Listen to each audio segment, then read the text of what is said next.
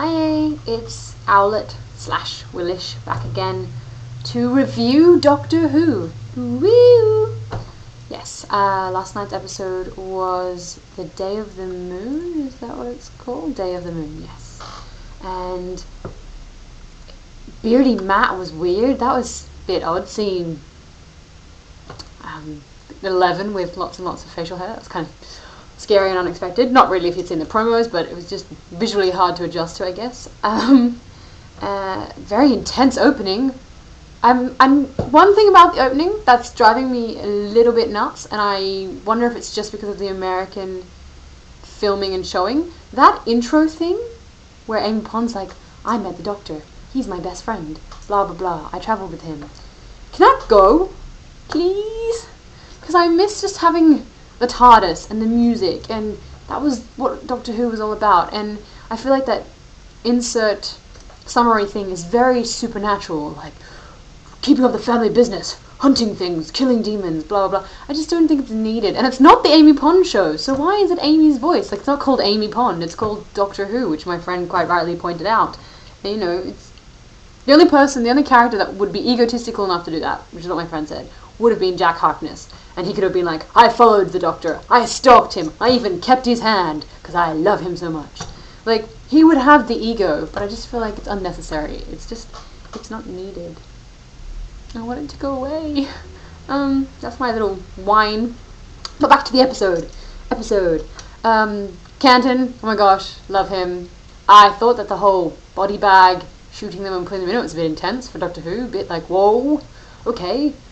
Nothing like being trapped in a prison with 3 friends in a body bag to be really unsettling for a kid show. Yay!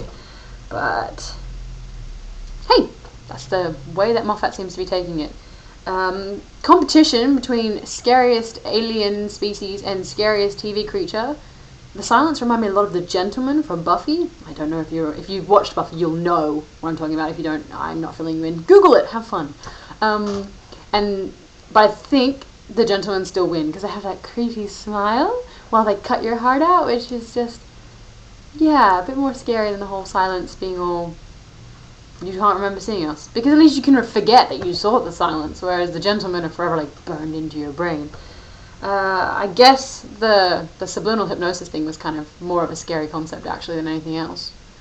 And lame of that guy to that other silence to sort of ruin it for everybody. I don't quite I understand, I think I understand what happened. Like, aliens came, he said the thing on video, so they, using that subconscious hypnosis, they now just killed all the silences on sight.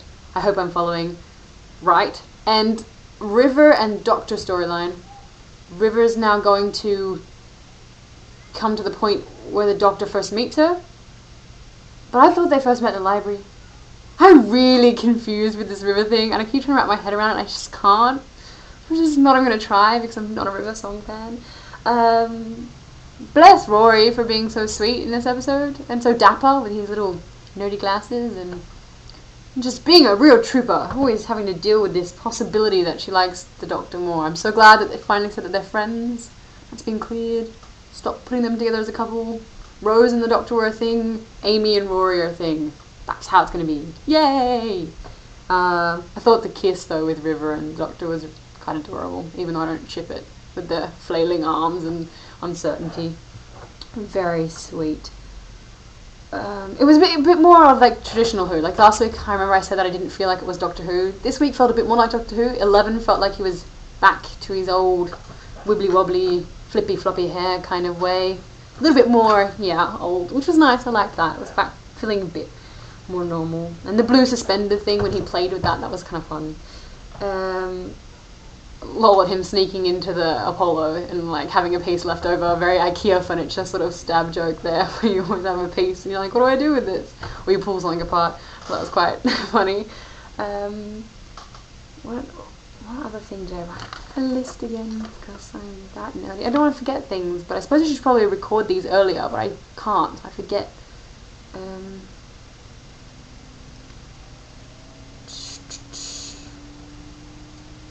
No, I think that's it. I think they're all the things I wanted to discuss.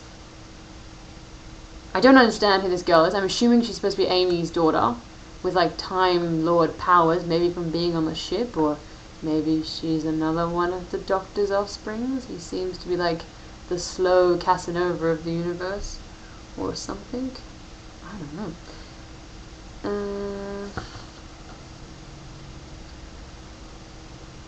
Yeah. Oh, the children's home. That really scary children's home. That was just completely creepy. But the room reminded me of the old 90s TV show Are You Afraid of the Dark, where they all sat around the campfire.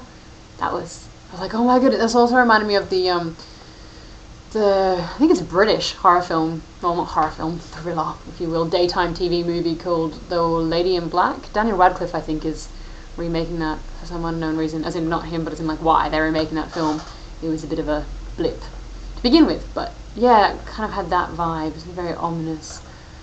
I do miss having nothing but crazy European accents. I look forward to it being back in England, but it has been fun. The sceneries that they shot in Utah were gorgeous. So all in all, it was a fun 2-part episode. And I look forward to Pirates next week. Yarr! Damn Stephen Moffat and Tom Laurel tweeting about it already. We're in Australia waiting patiently for the Pirates. Yay, patient fans.